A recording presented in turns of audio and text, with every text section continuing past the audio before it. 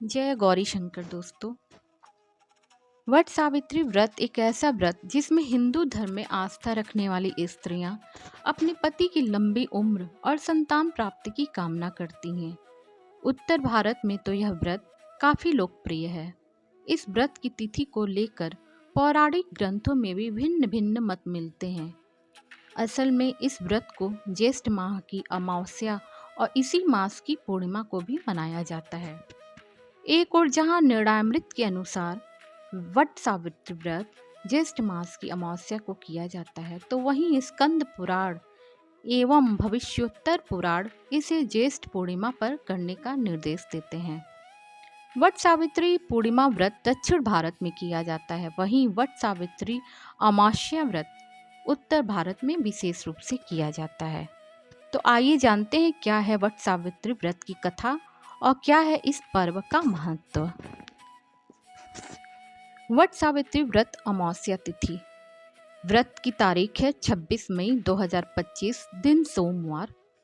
अमावस्या तिथि प्रारंभ होगा 26 मई को दोपहर 12:11 पर और अमावस्या तिथि समाप्त होगी 27 मई को सुबह 8:31 पर। यह व्रत विशेष रूप से बिहार, उत्तर प्रदेश, मध्य प्रदेश, पंजाब और हरियाणा में प्रमुख रूप से मनाया जाता है।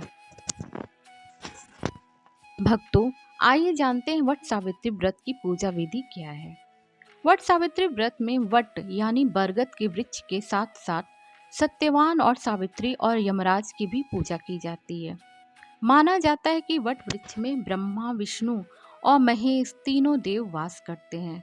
अतः वट वृक्ष के समक्ष बैठकर पूजा करने से सभी मनोकामनाएं पूर्ण होती हैं। वट सावित्री व्रत के दिन सुहागिन स्त्रियों को प्रातःकाल उठकर स्नान करना चाहिए।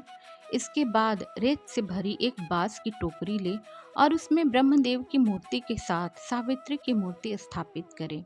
इसी प्रकार दूसरी टोकरी में सत्यवान और सावित्री की मूर्तियां स्थापित करें। दोनों टोकरियों को वट के वृक्ष के नीचे रखें और ब्रह्मदेव और सावित्री की मूर्तियों की पूजा करें। तत्पश्चात सत्यवान और सावित्री की मूर्तियों की पूजा करें और वट वृक्ष को जल दें।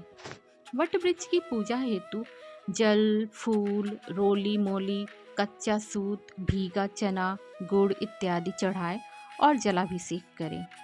वट वृक्ष के तने के चारों ओर कच्चा धागा लपेटकर 3 बार, 7 बार, 11, 21 या 108 बार परिक्रमा करें।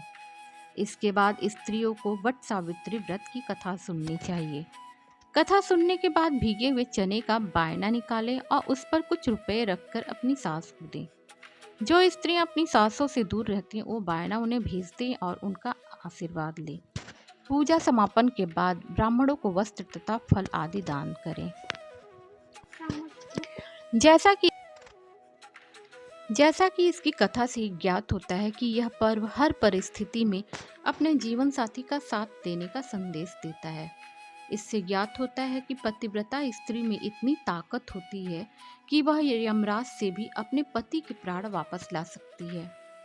वहीं सास ससुर की सेवा और पत्नी धर्म की सीख भी इस पर्व से मिलती है। मान्यता है कि इस दिन सौभाग्यवती स्त्रियां अपने पति की लंबी आयु, स्वास्थ्य और उन्नति और संतान प्राप्ति के लिए यह व्रत रखती हैं। आइए जानते हैं वट सावित्री व्रत कथा क्या है। वट सावित्री व्रत की यह कथा सत्यवान सावित्री के नाम से उत्तर भारत में विशेष रूप से प्रचलित है।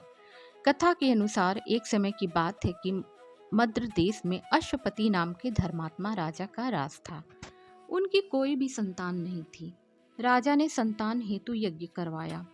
कुछ समय बाद उन्हें एक कन्या की प्राप्ति हुई जिसका नाम उन्होंने सावित्री रखा। विवाह योग्य होने पर सावित्री के लिए ध्रुमसेन के पुत्र सत्यवान को पति रूप में वरण किया। सत्यवान वैसे तो राजा का पुत्र था, लेकिन उनका राजपाट छिन गया था और अब वह बहुत ही दरिद्रता का जीवन जी रहे थे। उनके माता पिता की भी आंखों की रोशनी चली गई थी। सत्यवान जंगल से लकड़ियां काटकर लाते और उन्हें बेचकर जैसे तैसे अपना गुजारा कर रहे थे। जब सावित्री और सत्यवान के विवाह की बात चली तो नारद मुनि ने सावित्री के पिता राजा अश्वपति को बताया कि सत्यवान अल्पायु हैं और विवाह के 1 वर्ष बाद ही उनकी मृत्यु हो जाएगी। हालांकि राजा अश्वपति सत्यवान की गरीबी को देखकर पहले ही चिंतित थे और सावित्री को समझाने की कोशिश में लगे थे। नारद की बात ने उन्हें और चिंता में डाल दिया, लेकिन सावित्री ने एक न सुनी और अपने निर्णय पे अडिग रही। अंततः सावित्री और सत्यवान का विवाह हो गया। सावित्री सास ससुर और पति की सेवा में लगी रही। नारद मुनि ने सत्यवान की मृत्यु का जो दिन बताया था, उसी दिन सावित्री भी सत्यवान के साथ वन को चली गई। वन में सत्यवान लकड़ी काटने के लिए जैसे ही पेड़ पे चढ़ने लगे, उनके सिर में असहनीय पीड़ा होने लगी और वह सावित्री की गोद में सिर रखकर लेट गए। कुछ देर बाद उनके समक्ष अनेक दूतों के साथ स्वयं यमराज खड़े हुए थे। जब यमराज सत्यवान के जीवात्मा को लेकर दक्षिण दिशा की ओर चलने लगे, पतिव्रता सावित्री भी उनके पीछे चलने लगी। आगे जाकर यमराज ने सावित्री से कहा, हे पतिव्रता नारी, जहाँ तक तुम मनुष्य साथ दे सकता है, तुमने अपने पति का साथ दे दिया, अब तुम लौट जाओ। इस पर सावित्री ने कहा, जहाँ तक मेरे पति जाएंगे वहाँ तक मुझे जाना चाहिए, यही सनातन सत्य है। यमराज सावित्री की वाणी सुनकर प्रसन्न हुए और उसे वर मांगने को कहा। सावित्री ने कहा, मेरे सास ससुर अंधे हैं, उन्हें नेत्र ज्योति दे। यमराज ने तथास्तु कहकर उसे लौट जाने को कहा और आगे बढ़ने लगे, किंतु सावित्री यम के पीछे ही चलती रही। यमराज ने प्रसन्न होकर पुनः वर मांगने को कहा। सावित्री ने वर मांगा, मेरे ससुर का खोया हुआ राज्य उन्हें वापस मिल जाए। यमराज ने तथास्तु कहकर पुनः उसे लौट जाने को कहा, परंतु सावित्री अपनी बात पर अटल रही और वापस नहीं गई। सावित्री की पति भक्ति देखकर यमराज पिघल गए और उन्होंने सावित्री से एक और वर मांगने के लिए कहा। तब सावित्री ने वर मांगा, मैं सत्यवान के 100 पुत्रों की मां बनना चाहती हूँ, कृपा कर आप मुझे यह वरदान दें। सावित्री की पति भक्ति से प्रसन्न होकर इस अंतिम वरदान को देते हुए यमराज ने सत्यवान की जीवात्मा को पास से मुक्त कर दिया और अदृश्य हो गया।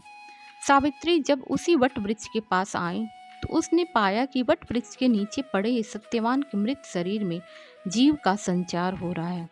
कुछ देर में सत्यवान उठकर बैठ गए। उधर सत्यवान के माता पिता की आंखें भी ठीक हो गईं और उनका खोया हुआ राज्य भी वापस मिल गया। जय श्री हरि।